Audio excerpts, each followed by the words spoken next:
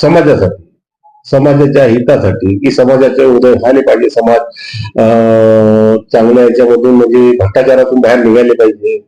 आज आपण जागोजागी भ्रष्टाचारामध्ये दडलेला प्रत्येक व्यक्ती, लाडकी बहीण भ्रष्टाचारात आहे, लाडका भाऊ भ्रष्टाचारात आहे, आज शेतकऱ्याला मजूर भेटत नाहीये.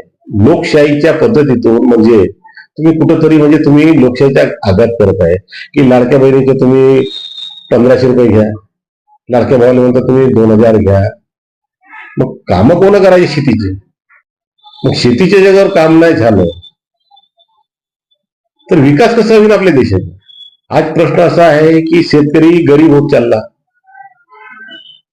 समाज मोठा म्हणजे समाजावर हेच हम तुमको वोट खरीद यानी इन्होंने क्या किए कि राजकारण में कि हम वोट खरीदेंगे पैसे के बदौलत और पैसे के बदले ते हम राजकारण करेंगे. हे मोदी सरकारचे निर्धार आहे कि पैसा ही सब कुछ भगवान है, अनाज भगवान नहीं है इनके लिए, ना खेती भगवान है. भगवान कौन है? ओनली फॉर इज द मनी. मनी यांनी ठरवलेलं आहे की पैशाला आम्ही सगळ्यांना विकत घेऊ, पण पैशाला सगळ्यांना विकत घेता येत नाही.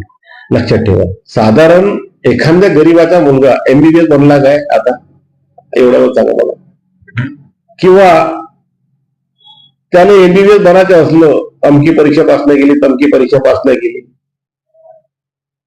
जातीचा दाखला दाखव, तो कोणत्या समाजाचा हो, ह्या सगळ्या गोष्टी विचारल्या जातात.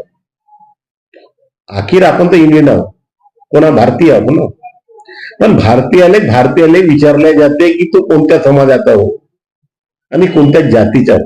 मी आभार मानतो ना, त्यात काय, पण लोकशाही नाही आहे तुमच्या देशामध्ये. आपल्या देशामध्ये आजही लोकशाही नाही आहे, सामंतवादी म्हणजे पुंजीवादी शाही आहे.